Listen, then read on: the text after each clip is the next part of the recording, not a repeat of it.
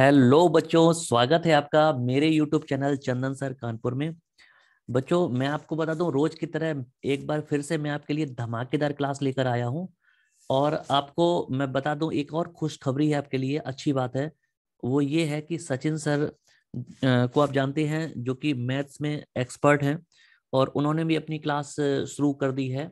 तो आप चैनल पर जाकर चैनल को सब्सक्राइब कर लें, नोटिफिकेशन ऑन कर लें, और उनके मैथ्स के वीडियो भी आप देख सकते हैं। ठीक है बच्चे। तो आज की इस क्लास में मैं आपसे रोज की तरह जबरदस्त तरीके से 15 धमाकेदार क्वेश्चन डिस्कस करने वाला हूं। और उन क्वेश्चन से जुड़ी हुई जो कहानी है, उनके पीछे के जो क्वेश्चंस हैं, वो भी आपसे डिस्कस करूंगा। तो लेक्चर में कम से कम 80-100 क्वेश्चन तो आप कवर कर ही लेंगे। तो ध्यान से इस क्लास को देखिएगा। और जो भी आपको नहीं आ रहा है, आप क्या करेंगे, उसको नोट डाउन कर लेंगे। और पेन पेपर लेके बैठिएगा, प्रॉपर नोट्स बनाए। ठीक है बच्चे। तो हम अपनी क्लास शुरू करते हैं। और आज की क्लास का जो पहला क्वेश्चन है वो देखते हैं क्या है। पहला क्वेश्चन है कि गदर पार्टी का मुख्यालय कहाँ पर स्थित था। तो देखिए, सबसे पहले गदर पार्टी की कहानी देख लेते हैं। गदर पार्टी, जैसे आप नाम से समझ रहे हैं, गदर का मतलब क्या होता है, थोड़ा सा हौच पौच, भीड़ भाड़, है ना, इस तरह की स्थिति। तो हमारे देश में अंग्रेजों ने कब्जा जब कर रखा था, तो उस समय देश को आजाद कराने के लिए बहुत सारे जो क्रांतिकारी थे, बहुत सारे नेता थे, उन्होंने जमकर विरोध किया। देश की आजादी के लिए बड़ी बड़ी लड़ाइयाँ लड़ी। और उसी समय मैं आपको बता दूं, ये बात है सन 1913 की। जी हाँ, ये बात है कब, 1913 की। 1913 में सबसे पहले गदर पार्टी की स्थापना हुई थी। जी हाँ, गदर पार्टी की स्थापना हुई थी। इसका मतलब है Ghadar party was established in the year 1913। ठीक है बच्चे। अच्छा, गदर पार्टी में जो नेता शामिल थे वो ज्यादातर पंजाब से संबंध रखते थे। और गदर पार्टी की जो स्थापना है वो भारत में नहीं हुई थी। क्यों? क्योंकि उस समय कंडीशंस नहीं थी भारत में। ठीक है, अंग्रेज भारतीय क्रांतिकारियों के पीछे पड़े हुए थे। तो इसलिए एक भारतीय क्रांतिकारी थे जिनका नाम था लाला हरदयाल। लाला हरदयाल, ठीक है।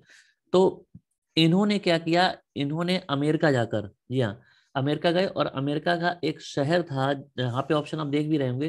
पहला लिखा है सैन फ्रांसिस्को, दूसरा है न्यूयॉर्क, तीसरा है मद्रास यानी कि चेन्नई, और चौथा है कलकत्ता। तो अमेरिका के एक शहर था, इसका नाम है सैन फ्रांसिस्को। ठीक है। वहां पर जाकर 1913 में लाला हरदयाल ने गदर पार्टी की स्थापना की थी, अंग्रेजों से लड़ने के लिए। ठीक है। और लाला हरदयाल को गदर पार्टी बनाने के लिए जिस व्यक्ति ने प्रेरित किया था, उनका नाम था सोहन सिंह भाकना। जी हाँ, उनका नाम था सोहन सिंह भाकना।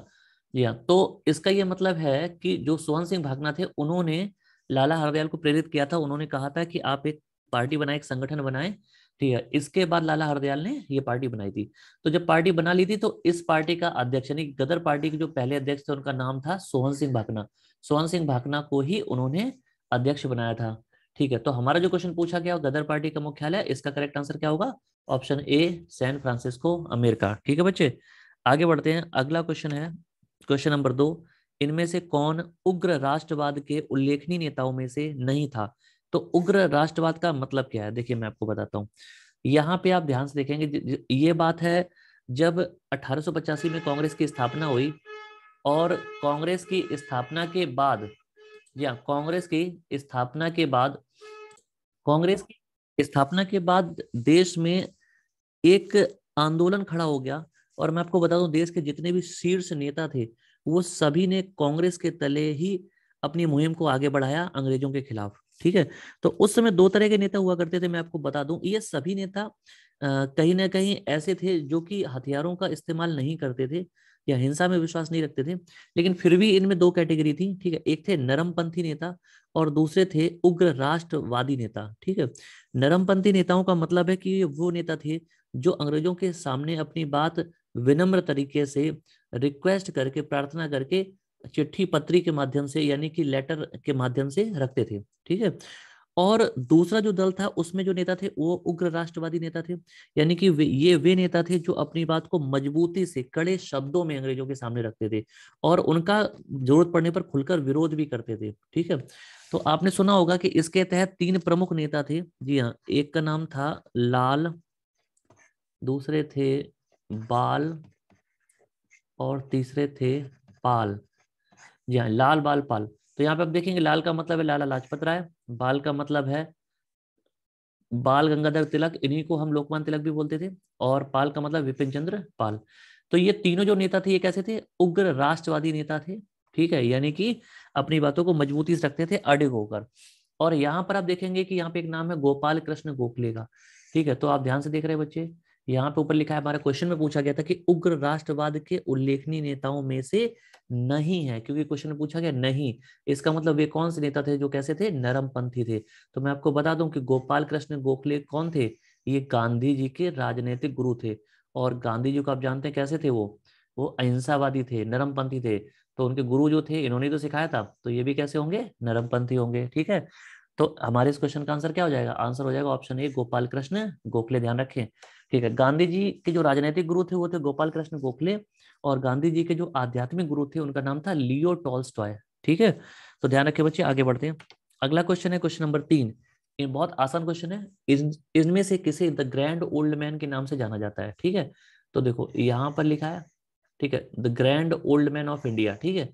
ये किसे कहा जाता है? ऑप्शंस हैं, खान अब्दुल गफ्फार खान, डब्ल्यू.सी. बनर्जी यानी कि व्योमेश चंद्र बनर्जी जो कांग्रेस के पहले अध्यक्ष थे, दादा भाई नौरोजी और मोतीलाल नेहरू। सारे ही बड़े नेता हैं जिन्होंने देश की आज़ादी में भाग लिया था। और अगर हम क्वेश्चन की बात करेंगे तो यहाँ पे लिखा है द ग्रैंड ओल्ड मैन किसे कहा जाता है, तो इसका जो आंसर होगा वो क्या होगा? दादा भाई नौरोजी। दादा भाई नौरोजी जो थे वो धर्म से पारसी थे, इन्होंने देश की आज़ादी के लिए बहुत ज़्यादा काम किया। और मैं आपको बता दूं दादा भाई नौरोजी ही वो व्यक्ति थे जिन्होंने 1885 में, या 1885 में कांग्रेस की स्थापना होने के बाद 1886 में, 1886 में क्या किया था? कांग्रेस की अध्यक्षता की थी, अध्यक्ष बने थे, ठीक है, कांग्रेस के। कब? कांग्रेस के दूसरे अधिवेशन में, दूसरी मीटिंग में 1886 में, ठीक है। और इन्होंने ही कांग्रेस पार्टी का नाम कांग्रेस दिया था, क्योंकि पहले कांग्रेस का जो नाम था वो था INU, यानी कि इंडियन नेशनल यूनियन, भारतीय राष्ट्रीय संघ। और इन्होंने इस यूनियन की जगह वर्ड दिया था कांग्रेस, तो कांग्रेस पार्टी का नाम पड़ गया था INC, ठीक है। तो INC का मतलब इंडियन नेशनल कांग्रेस। तो भारतीय राष्ट्रीय कांग्रेस जो नाम है, कांग्रेस जो शब्द है वो दादा भाई नौरोजी ने दिया था। और कहां से लिया था? तो अमेरिका से लिया था, ठीक है बच्चे। आगे बढ़ते हैं, अगला क्वेश्चन है क्वेश्चन नंबर 4। लिखा है भारतीय संविधान में समानता का अधिकार 5 अनुच्छेदों द्वारा स्वीकृत है, ठीक है। और वे कौन से हैं? 5 अनुच्छेद का मतलब है कि यहाँ पे देखिए, भारतीय संविधान जो हमारा है, इंडियन कॉन्स्टिट्यूशन है, उसमें समानता का अधिकार यानी कि राइट टू इक्वेलिटी, ठीक है, बराबरी का अधिकार है, समानता का अधिकार है, वो कौन से 5 अनुच्छेद में दिया गया है? तो यहाँ पे देखेंगे ऑप्शन, हमारे पास रेंज भी दे रखी है, अनुच्छेद 13 से 17, 14 से 18, 15 से 19, 16 से 20। तो हमारे पास जो इस क्वेश्चन का करेक्ट आंसर होगा वो होगा ऑप्शन बी, 14 से 18। अब ये क्या है देखो, समझाता हूँ मैं आपको। अगर आप संविधान के अनुच्छेद 14 यानी कि आर्टिकल 14 में जाते हैं, तो इसमें विधि के समक्ष समता या समानता का अधिकार है, ठीक है। तो समता या समानता का मतलब होता है बराबरी, और विधि मीन्स होता है कानून। पॉलिटी में विधि को क्या कहते हैं? कानून कहते हैं, ठीक है। तो कानून की नजर में देश में हर नागरिक बराबर है, चाहे वो किसी भी जाति का हो, किसी भी धर्म का हो, कहीं भी उसका जन्म हुआ हो, किसी भी रंग का हो, ठीक है। तो कहीं भी कोई भी भेदभाव नहीं किया जाएगा। तो कानून की नजर में सब कैसे होंगे? बराबर होंगे। तो विधि के समक्ष समता या समानता का अधिकार आर्टिकल 14 अनुच्छेद 14 में है। अनुच्छेद 15 क्या कहता है? अनुच्छेद 15 में है कि इसमें धर्म, जाति, ठीक है, लिंग, रंग, जन्म स्थान, ठीक है, आदि के आधार पर भेदभाव नहीं किया जाएगा, ठीक है। यानी कि आर्टिकल 15 जो है उसमें दिया गया है कि हमारे देश में किसी भी व्यक्ति के साथ धर्म, जाति, लिंग, रंग, जन्म स्थान आदि के आधार पर भेदभाव का निषेध है, यानी कि वो नहीं किया जाएगा, ठीक है। तो ये आप ध्यान रखें। और इसके बाद आर्टिकल आता है 16, अनुच्छेद 16। इसमें दिया गया है कि लोक नियोजन के अवसर में समानता, लोक नियोजन, ठीक है। तो बच्चे लोक नियोजन क्या होता है? लोक का मतलब होता है, आम भाषा में समझ लेना, क्या? लोग, ठीक है। और नियोजन का मतलब है कहीं ना कहीं नौकरी देने से संबंधित, यानी कि उनको काम धंधा प्रोवाइड करना, ठीक है। तो लोक नियोजन का मतलब है कि लोगों को नौकरी देना, काम धंधा, ठीक है, तो इसका क्या मतलब हो गया, आर्टिकल 16 ये कहता है कि लोक नियोजन के अवसरों में समानता, यानी कि जब भी किसी को जॉब देने की बात होगी, नौकरी देने की बात होगी, काम के अवसर उपलब्ध कराने की बात होगी, तो सरकार कोई भी भेदभाव नहीं करेगी, कोई भी पक्षपात नहीं करेगी। और ये हमारे संविधान का जो आर्टिकल है 16 है वो आपको बताता है। ठीक है बच्चे, आगे बढ़ते हैं। अगला है अनुच्छेद 17। 17 में दिया है अस्पृश्यता, अस्पृश्यता का अंत, अस्पृश्यता का अंत। अस्पृश्यता को इंग्लिश में अनटचेबिलिटी बोलते हैं। इसका मतलब है कि छुआछूत का जो भेदभाव है उसको खत्म करने की बात कही गई है। संविधान का अनुच्छेद 17 जो है वो हमें ये बताता है कि देश में किसी भी नागरिक के साथ किसी भी तरह का छुआछूत जो है वो नहीं किया जाएगा। ये हमारे संविधान का जो अनुच्छेद 17 है वो हमें बताता है। और अगला है अनुच्छेद 18। इसमें दिया गया है उपाधियों का अंत, उपाधियों का अंत। इसका मतलब है कि अंग्रेज जब भारत में थे तो उन्होंने क्या किया था, उन्होंने देश में फूट डालने के लिए, और देश में कई सारे ऐसे लोग थे जिनको अलग अलग उपाधि दे दी थी ताकि हमारे बीच में ही क्या हो जाए, विषमता आ जाए, है ना, ऊंच नीच का भेदभाव बन जाए। तो ये अभी जब देश आजाद हुआ, हमारा संविधान बनाया गया, तो उसमें इसको खत्म कर दिया गया। और अब सिर्फ विद्या के क्षेत्र में, यानी कि अगर हम पढ़ाई की बात करेंगे, और उसके अलावा सिर्फ सेना में ही उपाधि दी जाती है, और इसके अलावा किसी भी प्रकार की कोई भी उपाधि किसी को नहीं दी जाती है। तो हमारा जो क्वेश्चन दिया गया था कि समानता के अधिकार के जो अनुच्छेद है वो कौन से हैं, तो आंसर क्या होगा, अनुच्छेद 14 से 18 है। और सबकी जो डिटेल है वो मैंने आपको यहाँ पे बता दी है। ठीक बच्चे, आगे बढ़ते हैं।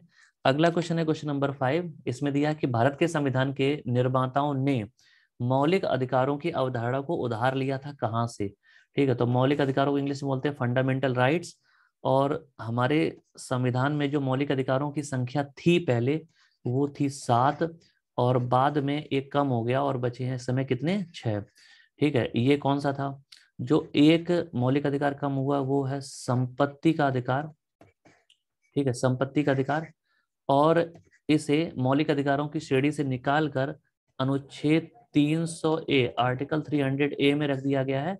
इसका ये मतलब है कि पहले, ठीक, और ये जो संविधान संशोधन हुआ था वो आपको बता दूं मैं, 44वां संविधान संशोधन था, 44वां संविधान संशोधन। ठीक है, और ये हुआ था 1978 में, 1978 में। ठीक है, इससे पहले यानी कि 1978 से पहले क्या होता था कि अगर माँ बाप नहीं भी चाहते हैं तो भी आप कोर्ट में केस करके जबरदस्ती उनकी संपत्ति को ले सकते हैं। ठीक है, लेकिन जब ये संविधान में संशोधन हुआ 1978 में, 44वें नंबर का, तो उसमें संपत्ति के अधिकार को मौलिक अधिकारों की श्रेणी से निकाल कर किसमें रख दिया गया, इसको कानूनी अधिकार बना दिया गया। तो कानूनी अधिकार का मतलब है कि अगर अब माँ बाप नहीं चाहेंगे, अगर तुम हद से ज्यादा निकम्मे हो, है ना, माँ बाप नहीं चाहते हैं, तो तुम जबरदस्ती उनकी संपत्ति नहीं ले सकते हो। कोर्ट में जाओगे, कोर्ट मना कर देगा, आपकी सुनवाई नहीं करेगा। ठीक है, तो ध्यान रखें। और ये कहाँ से लिया गया, तो ऑप्शन दिया गया मौलिक अधिकारों की अवधारणा को कहाँ से लिया गया है, तो मौलिक अधिकारों यानी कि फंडामेंटल राइट्स को जो लिया गया है वो लिया गया है अमेरिका यानी कि यूएसए के संविधान से। और अगर मौलिक कर्तव्यों की बात करेंगे यानी कि फंडामेंटल ड्यूटीज की, तो वो ली गई है कहाँ से, सोवियत संघ यानी कि रूस के संविधान से। ठीक है, तो ये ध्यान रखें। आगे बढ़ते हैं, अगला क्वेश्चन है क्वेश्चन नंबर 6। किनके बीच संबंधों की पुनरीक्षा के लिए सरकारिया आयोग का गठन किया गया था। सरकारी आयोग क्या है, देखो ध्यान समझें, यहाँ पे एक नाम दिया गया है। मैंने पहले भी बताया, जब भी कोई पूरे देश के लेवल पे कोई काम करना होता है सरकार को, तो उसके लिए एक कमेटी बनाई जाती है। उस कमेटी में दो से ज्यादा सदस्य, ऑलमोस्ट देखे गए, दो से ज्यादा सदस्य रखे जाते हैं। और उस टीम में, उस टीम का जो अध्यक्ष होता है उसके नाम पर उस कमेटी का या आयोग का नाम रख दिया जाता है। तो एक व्यक्ति थे, उनका नाम था रणजीत सिंह सरकारिया, रणजीत सिंह सरकारिया। ठीक है, और ये बात है सन 1983 की, 1983। 1983 में सरकार ने एक कमीशन बनाया था, एक आयोग बनाया था, और उस आयोग का अध्यक्ष किसे बनाया था, रणजीत सिंह सरकारिया को बनाया था। ठीक है, तो इनकी अध्यक्षता में जो टीम बनाएगी उसने काम किया था। अब ये किससे संबंधित था, तो उस समय क्या था, यहाँ पे 4 ऑप्शन दिए हैं। प्रधानमंत्री और राष्ट्रपति से संबंधित था, विधायिका और कार्यपालिका से संबंधित था, कार्यपालिका और न्यायपालिका से संबंधित था, केंद्र और राज्य से संबंधित था। तो मैं आपको बता दूं कि सरकारी आयोग का संबंध था केंद्र और राज्य के बीच शक्तियों के विभाजन से संबंधित था। ठीक है, शक्ति का विभाजन, विभाजन इसका क्या मतलब है कि आपको पता है कि हमारे देश में बहुत सारे ऐसे डिपार्टमेंट हैं, बहुत सारे ऐसी फील्ड हैं, सेक्टर हैं जो केंद्र और राज्य के बीच में बटे होते हैं, ठीक है। और कुछ ऐसे जिन पे दोनों मिलकर काम करते हैं। तो ये इसलिए किया गया ताकि आपस में कोई मतभेद ना हो या कोई भी काम ऐसा जिसमें समस्याएं नहीं आए, ठीक है। दोनों के काम बांट दिए गए कि कौन सा काम, कौन सा फील्ड, कौन सा क्षेत्र राज्य के अंडर में आएगा और कौन सा केंद्र के अंडर में आएगा, ठीक है बच्चे। तो यही जो शक्तियों का विभाजन हुआ है, इससे संबंधित आयोग बनाया गया था, सरकारी आयोग, जो कि रणजीत सिंह सरकारिया की अध्यक्षता में बनाया गया था 1983 में, ठीक है बच्चे।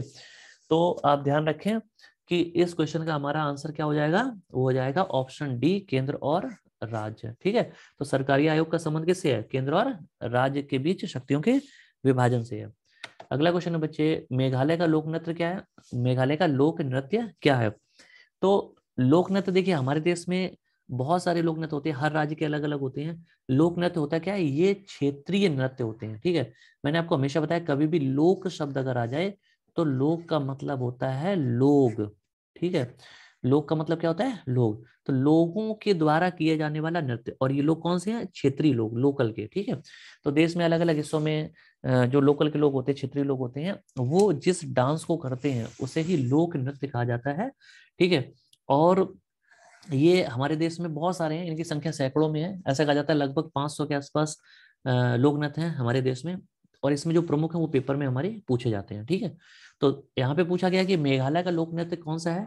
तो ऑप्शन है हमारे पास नाटी, लाहो, बम्बू नृत्य और खानटुम।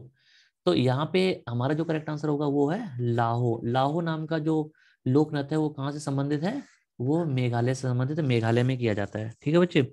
और अगर मेघालय की बात करेंगे तो आप जानते हैं कि हमारे देश में, हमारे देश में ही नहीं बल्कि पूरी दुनिया में सबसे ज्यादा जो बारिश है वो मेघालय राज्य में स्थित मासिन राम नाम की एक जगह है, जी हाँ, जो गारो, खासी और जयंतिया की पहाड़ियां में स्थित है। तो वहां पर होती है। तो ये दुनिया में सबसे ज्यादा बारिश वाला स्थान भी है, ठीक है, ध्यान रखें। और मेघालय को मेघों का देश भी कहा जाता है, क्योंकि वहां पे नाम ही उसका पड़ गया मेघालय, यानी कि बादल वहां पे बहुत ज्यादा छाए रहते हैं। बहुत ही खूबसूरत राज्य है देश का, ठीक है बच्चे। आगे बढ़ते हैं, अगला क्वेश्चन है क्वेश्चन नंबर 8। जी हाँ, क्वेश्चन नंबर 8 है। और इसका जो दिया गया है, उसमें क्वेश्चन में जो पूछा गया वो है, भारत में सबसे अधिक उपजाऊ मृदा कौन सी है। मृदा का मतलब क्या होता है, मिट्टी या सॉइल, ठीक है। तो सबसे ज्यादा उपजाऊ मिट्टी कौन सी है तो यहाँ पे ऑप्शन दिए गए हैं, लाल, लाल मृदा, काली, जलोढ़, चूनेदार, ठीक है। तो ये 4 ऑप्शन दिए गए हैं, यानी कि एक ऐसी मिट्टी भारत में जिसमें सबसे अच्छी फसलें होती हैं, ठीक है। तो आपको बता दूं, देखिए भारत में आप देख जानते हैं कि ये उत्तराखंड राज्य है, यहाँ पर गंगा नदी यहाँ से ऐसे निकलती है, ठीक है, और बंगाल की खाड़ी तरफ बहती है। और यहाँ से यमुना नदी निकलती है, यमुना नदी ऐसे करके और यहाँ पे प्रयागराज में मिल जाती है, ठीक है। तो ये जो गंगा और यमुना के आसपास का जो क्षेत्र है, इसको बोलते हैं गंगा और यमुना का मैदानी क्षेत्र। जी हाँ, तो इस क्षेत्र में ये मिट्टी पाई जाती है और इस मिट्टी को कहते हैं जलोढ़ मिट्टी, जलोढ़ मिट्टी, और इसको इंग्लिश में बोलते हैं एल्यूवियल सॉइल, ठीक है। तो देश में सबसे ज्यादा जो उपजाऊ मिट्टी है वो कौन सी है, जलोढ़ मिट्टी है। और ये देश के लगभग 22 से 24% क्षेत्रफल पर पाई जाती है, ठीक है। तो इसमें भी 2 कैटेगरी हैं, जलोढ़ मिट्टी 2 तरह की होती है। एक आपकी होती है खादर, ठीक है, और एक है कौन सी, बांगर, ठीक है। तो जलोढ़ मिट्टी के 2 टाइप हैं, खादर और बांगर। पेपर में पूछा है, ध्यान रखना, ठीक है। और इसमें से जो बांगर है ये कैसी है, ये पुरानी जलोढ़ मिट्टी को कहते हैं, पुरानी है, ठीक है। और खादर कैसी है, ये है नई, ठीक है। नई जलोढ़ मिट्टी को क्या कहते हैं, खादर, और पुरानी वाली को क्या कहते हैं, बांगर कहते हैं, ठीक है। तो ध्यान रखें, तो जलोढ़ मिट्टी 2 तरह की होती है, बांगर और खादर, नई और पुरानी। और यही देश की सबसे ज्यादा कैसी है, उपजाऊ मिट्टी है। और कहाँ पाई जाती है, तो गंगा और यमुना के मैदानी क्षेत्र में पाई जाती है। और ये भारत के लगभग 22 से 24% क्षेत्रफल पर पाई जाती है, ठीक है बच्चे, ध्यान रखें। आगे बढ़ते हैं अगले क्वेश्चन की ओर। अगला क्वेश्चन है क्वेश्चन नंबर 9। या क्वेश्चन नंबर 9 में पूछा गया कि सबसे अधिक प्रोटीन किस में पाया जाता है, ठीक है, सबसे अधिक प्रोटीन किस में पाया जाता है। देखो प्रोटीन की बात हो रही है, तो यहाँ पे देखो उड़द, उड़द दिया हुआ है और अरहर दिया। आप जानते हैं कि ये दोनों क्या चीजें, दालें हैं। और दालों में प्रोटीन बहुत ज्यादा पाया जाता है ना, आप जानते होंगे, ठीक है। इसके बाद दिया है मटर, मटर के दाने, ठीक है। और इसके लास्ट में दिया सोयाबीन के दाने। लेकिन आपको बता दूं कि दालों में प्रोटीन काफी होता है, लेकिन अगर सबसे ज्यादा की बात आएगी तो उसका करेक्ट आंसर क्या होगा, उसका आंसर होगा ऑप्शन डी, सोयाबीन, ठीक है। क्योंकि सोयाबीन में जो प्रोटीन की मात्रा होती है वो होती है 42%, 42%, जो कि सबसे ज्यादा है। सबसे ज्यादा प्रोटीन किस में पाया जाता है? सोयाबीन में पाया जाता है। बच्चे ध्यान रखें, ठीक है। और मन लगा के पढ़ना, बता रहा हूँ मैं, ठीक है।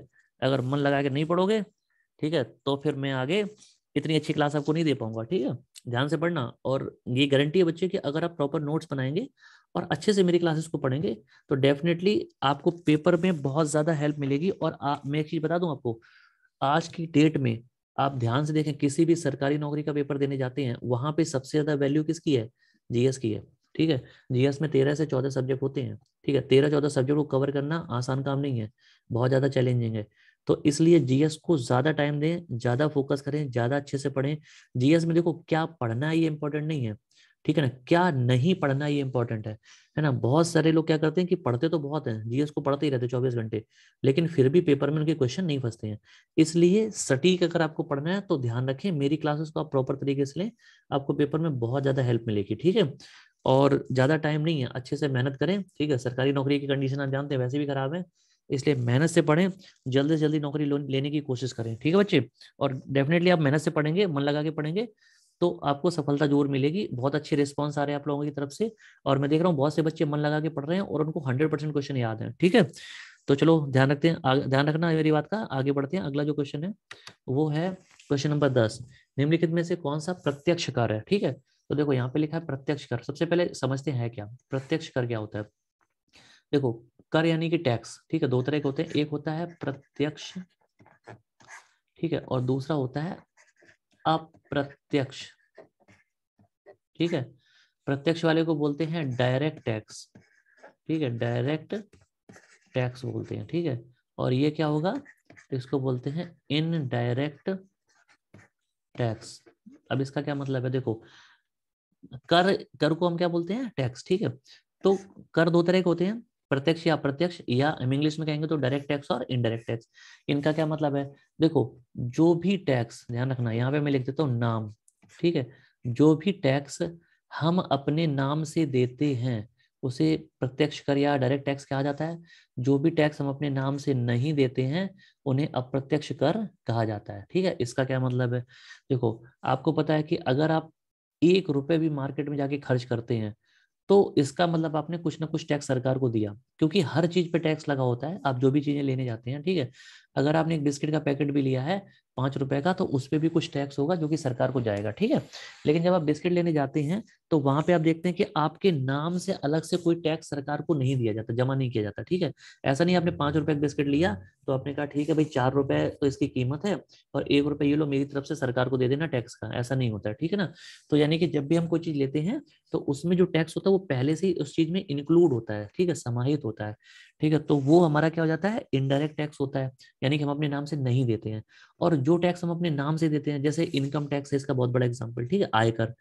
अगर आप कोई नौकरी कर रहे हैं, कोई बिजनेस कर रहे हैं, कोई भी काम धंधा कर रहे हैं, और आपकी इनकम सरकार के जो आंकड़े, जो एक तय लिमिट है, ठीक है, एक सीमा है, उससे ज्यादा अगर आप पैसा कमाते हैं तो आपको सरकार को क्या देना होता है? Income tax. और इनकम टैक्स जो होता है, आयकर जो होता है, वो अपने नाम से देना होता है। सरकार को पता चलता है कि अच्छा, इस व्यक्ति की इतनी आय है, इतनी इनकम है, तो इसने ये पैसा इतना टैक्स के रूप में सरकार को यानी कि हमें दिया है, ठीक है। तो आयकर हो गया। तो ये होता है, तो यानी कि प्रत्यक्ष कर या डायरेक्ट टैक्स क्या होते हैं? जो हम अपने नाम से देते हैं। अप्रत्यक्ष कर कौन से होते हैं? जो अपने नाम से नहीं देते हैं। तो हमारे पास 4 ऑप्शन दिए गए हैं। यहाँ लिखा है विक्रय कर, एक्साइज ड्यूटी, कस्टम ड्यूटी और संपदा कर। संपदा मतलब होता है संपत्ति, ठीक है। तो इनमें से कौन सा जो प्रत्यक्ष कर है यानी कि डायरेक्ट टैक्स है? तो बच्चे मैं आपको बता दूं कि यहाँ पे हमारा करेक्ट आंसर हो जाएगा ऑप्शन डी, संपदा कर। संपदा का मतलब होता है संपत्ति यानी कि प्रॉपर्टी। आपको पता है जहाँ पे आप अपने घर मकानों में रहते होंगे तो उसका भी साल में कुछ टैक्स जाता है। अगर आपको नहीं पता, आप अपने घर पे अपने माँ बाप से पूछ सकते हैं, उनको पता होगा, ठीक है। तो कुछ ना कुछ टैक्स होता है जो कि उनको पे करना होता है सरकार को। तो ये ईयरली टैक्स होता है, प्रॉपर्टी टैक्स मोस्टली, ठीक है। तो एक साल में कुछ टैक्स लगता है जो सरकार को देना होता है। तो ये जो टैक्स होता है ये मकान मालिक के नाम से जाता है। तो आप ध्यान रखें कि जिसके नाम से मकान होगा उसके नाम से जाएगा। तो प्रॉपर्टी पे जो टैक्स लगता है वो कैसा है? प्रत्यक्ष कर है, ठीक है बच्चे। आगे बढ़ते हैं, अगला क्वेश्चन है क्वेश्चन नंबर 11। बहुत प्यारा क्वेश्चन है, बहुत जबरदस्त क्वेश्चन है। और जब तक मैं इसको डिस्कस कर रहा हूँ आप मन में सोच के देख लीजिएगा, मुझे पूरी उम्मीद है कि आपका आंसर सही नहीं आएगा, ठीक है। यहाँ पे क्वेश्चन में लिखा है कि भारत में कोयले का सर्वाधिक उत्पादन किस राज्य में होता है, ठीक है। सर्वाधिक उत्पादन, उत्पादन का मतलब प्रोडक्शन, ठीक है। सबसे ज्यादा देश में जो कोयला है वो किस राज्य से निकाला जाता है? तो मैं आपको बता दूं कि कोयला देश में सबसे ज्यादा जो होता है, ठीक है, वो कहाँ पे है, वो झारखंड में है। ठीक है, ऑप्शंस हमारे दिए पश्चिम बंगाल, उड़ीसा, छत्तीसगढ़ और झारखंड। ठीक है, तो हमारे देश में सबसे ज्यादा कोयला कहाँ पे होता है, वो होता है झारखंड में। ठीक है, झारखंड में। झारखंड में पूरे देश के कुल कोयले कोयले का, यानी कि टोटल जितना भी देश में कोयला है उसका लगभग 40% अकेले कहाँ पे है, झारखंड में है। तो कोयले के सबसे ज्यादा जो भंडार है, जो रिजर्व है, वो कहाँ पे है, झारखंड में है। लेकिन हमारे क्वेश्चन में ये नहीं पूछा गया। क्वेश्चन में पूछा गया कि कोयले का सर्वाधिक उत्पादन किस राज्य में। देखिए, उत्पादन और भंडार दोनों में अलग अलग शब्द है, अंतर है। यहाँ पे देखो, यहाँ पे शब्द है भंडार। भंडार का मतलब क्या होता है, रिजर्व। यानी कि सबसे ज्यादा कोयला है कहाँ, तो झारखंड में है। ठीक है, लेकिन सबसे ज्यादा उत्पादन यानी कि निकाला कहाँ से जा रहा है, इसका करेक्ट आंसर होगा छत्तीसगढ़। ठीक है, देश में सबसे ज्यादा कोयला निकाला जाता है यानी कि उत्पादन किया जाता है, वो कहाँ से है, छत्तीसगढ़ से है। और सबसे ज्यादा जो रिजर्व में कोयले के भंडार है वो कहाँ पे है, झारखंड में है। ठीक है, और पूरी दुनिया की बात करेंगे तो पूरी दुनिया में सबसे ज्यादा जो कोयला उत्पादन होता है वो भारत उसमें दूसरे नंबर पे आते हैं। ठीक है, किस किस नंबर पे आता है, दूसरे नंबर पे। ठीक है, और अगर आपको बता दूं कि जैसे झरिया नाम की एक जगह है झारखंड में, ठीक है, और रानीगंज पश्चिम बंगाल में, ये बहुत बड़ी खान है, बहुत ज्यादा फेमस है कोयले के लिए। ठीक है, तो आप ध्यान रखें, अगर कभी भी पेपर में पूछा जाता है कि झरिया और रानीगंज का संबंध किससे है, तो कोयला उत्पादन से। ठीक है, ध्यान रखना बच्चे। तो हमारे को इस क्वेश्चन का आंसर क्या हो जाएगा, छत्तीसगढ़। ध्यान रखें। अगला क्वेश्चन है, क्वेश्चन नंबर 12, लिखा है क्षेत्रफल के हिसाब से विश्व का दूसरा वृहत्तम महाद्वीप है। इसका मतलब क्या है, देखो, दूसरा पूछा क्या, वृहत्तम का मतलब होता है बड़ा, सबसे बड़ा। ठीक है, और क्षेत्रफल यानी कि एरिया के हिसाब से। तो एरिया वाइज दुनिया का सबसे बड़ा जो महाद्वीप है, कॉन्टिनेंट है, वो कौन सा है। तो देखो, मैं आपको बता दूं, दुनिया के सबसे बड़े जो महाद्वीप है, सबसे पहले देखो एशिया सबसे बड़ा है। ठीक है, एरिया वाइज। अच्छा, एशिया के बाद ठीक है, इसके बाद एशिया के बाद आ जाएगा आपका अफ्रीका। ठीक है, अफ्रीका दूसरा सबसे बड़ा महाद्वीप है। फिर आता है नॉर्थ अमेरिका, उसके बाद साउथ अमेरिका। ठीक है, उसके बाद अंटार्कटिका, अंटार्कटिका। ठीक है, और उसके बाद 5 हो गए, फिर 6 नंबर पे आपका आ जाएगा यूरोप। ठीक है, और यूरोप के बाद फिर आपका आ जाता है ऑस्ट्रेलिया महाद्वीप। ठीक है, तो ध्यान रखें यहाँ पे। अच्छा, एक चीज ध्यान रखें सब लोग कि ऑस्ट्रेलिया जो है एक देश का नाम भी है और एक ये महाद्वीप भी है। उसी तरह से अमेरिका खुद में एक देश है, यूनाइटेड स्टेट्स ऑफ अमेरिका जिसे कहते हैं। और यहाँ पर नॉर्थ अमेरिका यानी कि उत्तरी अमेरिका और दक्षिणी अमेरिका नाम के दो क्या है, महाद्वीप भी है। ठीक है, तो दुनिया की 7 महाद्वीप है। मैंने फिर से आपको बताया क्षेत्रफल के हिसाब से सबसे बड़ा कौन सा है, तो एशिया है, उसके बाद अफ्रीका, फिर नॉर्थ अमेरिका, फिर साउथ अमेरिका, फिर अंटार्कटिका, फिर यूरोप और उसके बाद ऑस्ट्रेलिया। ठीक है, तो हमारे क्वेश्चन पूछा गया था दूसरा सबसे बड़ा। तो दूसरा सबसे बड़ा देखिए कौन सा है, एशिया के बाद कौन सा है, अफ्रीका। तो यहाँ पे क्या आंसर हो जाएगा, ऑप्शन डी, अफ्रीका हो जाएगा। ठीक है बच्चे, आगे बढ़ते हैं। अगला क्वेश्चन है क्वेश्चन नंबर 13। प्रायद्वीपीय भारत की नदियों में से कौन सी सबसे लंबी नदी है। ठीक है, तो पिछले जो क्लासेस हमारी हुई हैं उसमें भी मैंने इस तरह के क्वेश्चन डिस्कस किए हैं। ठीक है, तो प्रायद्वीपीय भारत क्या होता है, सबसे पहले ध्यान दें, इसको हम इंग्लिश में बोलेंगे पेनिनसुला इंडिया। ठीक है, या पेनिनसुलर इंडिया। तो इसका ये मतलब है कि हमारा भारत का निचला हिस्सा जो कि 3 तरफ से घिरा हुआ है, पानी से घिरा हुआ है। ठीक है, समुद्र से घिरा हुआ है, तो हम उसे क्या कहते हैं, प्रायद्वीपीय भारत। इसको हम दक्षिण भारत भी कह सकते हैं। तो लिखा है कि प्रायद्वीपीय भारत की जो नदियां हैं उनमें सबसे लंबी कौन सी है। ठीक है, तो यहाँ पे जो नदियां दी हैं वो सारी प्रायद्वीपीय भारत की हैं। और देखिए, ये चारों जो नदी हैं, कृष्णा, कावेरी, गोदावरी, महानदी, ये चारों ही बंगाल की खाड़ी में गिरती हैं, बे ऑफ बंगाल में। ठीक है, अच्छा, दक्षिण भारत की नदियों में, प्रायद्वीपीय भारत की नदियों में सबसे लंबी जो नदी है वो कौन सी है, ये है गोदावरी। गोदावरी नदी जो है, इसकी जो लंबाई है वो 1465 किलोमीटर है। ठीक है, 1465 किलोमीटर। ठीक है, तो गोदावरी नदी कहाँ से निकलती है, तो ये नासिक के पास, महाराष्ट्र में नासिक के पास त्र्यंबकेश्वर की पहाड़ियों से निकलती है और बंगाल की खाड़ी में गिर जाती है। सारी की सारी ये चारों नदियां बंगाल की खाड़ी में गिरती हैं। ठीक है, अच्छा, कृष्णा नदी यहाँ पे कहाँ से निकलती है, तो ये महाराष्ट्र में एक जगह है महाबलेश्वर, या मुंबई से थोड़ी सी दूरी पर है। तो महाबलेश्वर नाम की एक जगह है, वहां से कृष्णा नदी निकलती है। और कावेरी की बात करेंगे तो ये कर्नाटक में कुर्ग जिले की ब्रह्मगिरी की पहाड़ियों से निकलती है। ठीक है, और महानदी की बात करेंगे तो ये कहाँ से निकलती है, तो ये छत्तीसगढ़ में रायपुर जो सिटी है, रायपुर के पास में एक पहाड़ियां हैं, उसका नाम है सिहावा। सिहावा नाम की पहाड़ियां हैं, वहां से निकलती है। तो छत्तीसगढ़ और उड़ीसा की ये प्रमुख नदी भी है, महानदी। ठीक है, और इसी पर उड़ीसा में सबसे लंबा जो देश का बांध है, हीराकुंड बांध, वो भी स्थित है। ठीक है, तो प्रायद्वीपीय भारत की, दक्षिण भारत की जो सबसे लंबी नदी वो कौन सी है, गोदावरी। और दूसरी सबसे लंबी जो नदी वो कौन सी है, कृष्णा। ठीक है बच्चे। तो ध्यान रखें, आगे बढ़ते हैं। उम्मीद करता हूँ कि आपको मेरी जो क्लासेस हैं अच्छी लग रही होंगी, सभी क्वेश्चंस आपको समझ में आ रहे होंगे। अगर समझ में आ रहे हैं तो चैनल को बहुत अच्छे तरीके से ज़्यादा सब्सक्राइब करें, लोगों के साथ शेयर करें, उनसे भी बोलें कि उनको सब्सक्राइब करके और नोटिफिकेशन ऑन करें। ठीक है बच्चे, आगे बढ़ते हैं। अगला है क्वेश्चन नंबर 14। निम्न में से कौन सा तट कोच्चि बंदरगाह से संबंधित है? देखो सब लोग ध्यान देंगे कि यहाँ पे भारत की जो आकृति वो कुछ इस तरह से है। ठीक है, भारत का जो यहाँ पे लास्ट में क्या पड़ता है, तमिलनाडु में ये जगह है कन्याकुमारी। ठीक है अच्छा, यहाँ पे ये जो हिस्सा है, ये वाला तट, ठीक है, इसको बोलते हैं भारत का पूर्वी तट।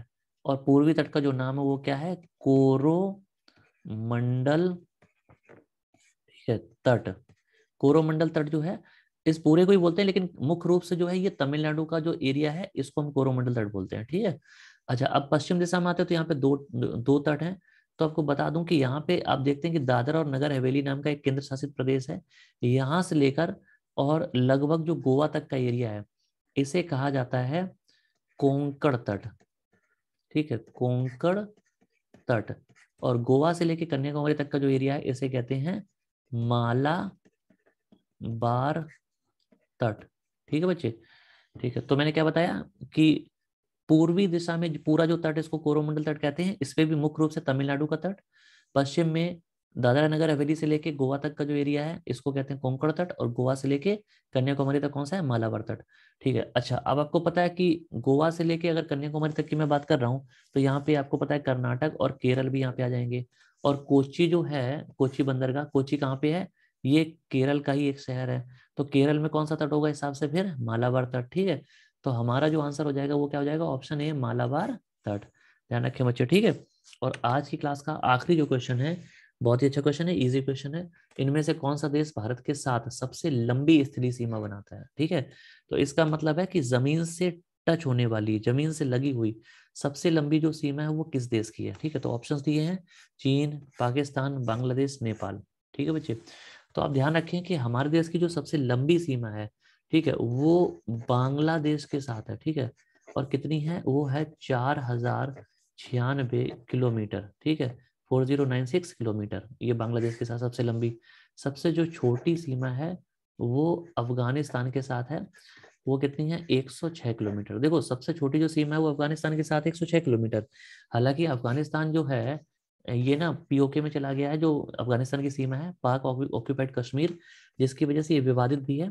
ठीक है, और अगर अफगानिस्तान की बात करेंगे तो अफगानिस्तान से जो थोड़ी सी बड़ी जो सीमा है, बॉर्डर है भारत का, वो किसके साथ है, तो वो है भूटान के साथ। ठीक है, और ये कितना है, 699 किलोमीटर का, 699। ठीक है, तो देश की अगर पेपर में क्वेश्चन आएगा तो हमारे देश की जो सबसे लंबी स्थलीय सीमा है, बॉर्डर है, वो बांग्लादेश के साथ है, और सबसे छोटा जो है वो किसके साथ होगा, अफगानिस्तान के साथ होगा। ठीक है, तो ये ध्यान रखें। और भारत से लगने वाले जो पड़ोसी देश हैं जिनके साथ भारत की स्थलीय सीमा टच होती है, उनकी कुल जो संख्या वो कितनी है, 7 है। ठीक है, ध्यान रखें। अच्छा अब ये 7 की अगर बात करेंगे तो कौन से हैं, तो 4 तो यहाँ पे लिखे हुए हैं, चीन, पाकिस्तान, बांग्लादेश, नेपाल। ठीक है, एक इसमें हो जाएगा अफगानिस्तान। ठीक है, एक यहाँ पे हो जाएगा भूटान, और एक है कौन सा, म्यांमार। ठीक है, तो ये 3 देश और हो जाएंगे, तो टोटल 7 देश हैं जो भारत के 7 पड़ोस पड़ोस में हैं, और वो क्या बनाते हैं, स्थलीय सीमा बनाते हैं। ठीक है बच्चे, तो ध्यान रखें। तो आज की जो क्लास में क्वेश्चन है ये कैसे लगे आपको, पूरा वीडियो देखने के बाद मुझे कमेंट करके बताएं। ठीक है, और आगे से कोशिश है कि एक से एक अच्छे जबरदस्त क्वेश्चन आपके लिए सिलेक्ट करके लाए जाएं, वे क्वेश्चन जो आपके पेपर में काम में आए। ठीक है, फालतू क्वेश्चन डालने की बिल्कुल भी कोशिश नहीं है। मैं चाहता हूं आपको ऐसे क्वेश्चंस पढ़ाऊं जो आपके पेपर में हेल्प करें और आपका पेपर क्वालिफाई हो, जिससे आपको सरकारी नौकरी मिल सके। ठीक है बच्चे, और अगर लेक्चर अच्छा लग रहा है, ठीक है, तो ध्यान रखना अपना जो यूट्यूब चैनल है वो सर्चेबल है। आप किसी भी के भी मोबाइल पर यूट्यूब में जाकर सर्च करें, चंदन सर कानपुर, इस नाम से सर्च करेंगे तो आपको सबसे पहला ऊपर लिंक मिल जाएगा। ठीक है, और वहां पर उसको क्लिक करेंगे तो चैनल खुल जाएगा। उसके बाद आप उस पर सब्सक्राइब करें, और जो बेल आइकन है उसको उस पर क्लिक करेंगे तो क्या होगा कि नोटिफिकेशन ऑन हो जाएगा, जब भी मैं वीडियो अपलोड करूंगा आपको मिल जाएगा। ठीक है बच्चे, तो ध्यान रखें, चैनल को जितना हो सके ज्यादातर तरीके, जोरदार तरीके से लाइक करें, शेयर करें, सब्सक्राइब करें, कमेंट करें, और इस तरह से मुझे मोटिवेट करते रहें, जिससे मैं आपसे एक से एक अच्छे से अच्छी वीडियो आपके लिए लेकर आ सकूं। ठीक है, बढ़िया से बढ़िया क्लासेस आपको मिलेंगी। और सबसे बड़ी बात है कि इन क्लासेस के लिए मैं आपसे एक भी रुपया चार्ज नहीं करूंगा, बिल्कुल फ्री रहेंगी सारे बच्चों के लिए। ठीक है, और धीरे धीरे पूरी कोशिश है कि सभी सब्जेक्ट की आपको क्लास घर बैठे मिले। आप घर बैठे पढ़िए, फ्री में पढ़िए, जबरदस्त तरीके से पढ़िए। और अगर किसी भी बच्चे को कोई भी दिक्कत है तो आप मेरे पास आकर ऑफलाइन भी मुझसे बात कर सकते हैं, मुझसे पूछ सकते हैं। ठीक है बच्चे, कभी भी आप सभी बच्चों का स्वागत है। हमेशा आप कभी भी मुझसे मिल सकते हैं, मुझसे बात कर सकते हैं। ठीक है बच्चे, तो मिलते हैं जल्दी ही अगले लेक्चर के साथ। तब तक के लिए आप जबरदस्त तरीके से पढ़ते रहिए और चैनल को ज्यादा से ज्यादा सब्सक्राइब करवाइएगा। टारगेट बना लें, कम से कम आपको हर बच्चे को 10 लोगों को सब्सक्राइब करवाना है। ठीक है, सिर्फ 10 लोगों का टारगेट बना लीजिए, 10 मोबाइल पे आपको सब्सक्राइब कराना है। बस इतना कर दीजिए, इतना सपोर्ट चाहिए आपसे। बाकी क्लासेस आपकी जबरदस्त रहेंगी, इतना मेरा आपसे कमिटमेंट है। ठीक है बच्चे, तो मिलते हैं जल्दी, तब तक के लिए थैंक यू। जय हिंद।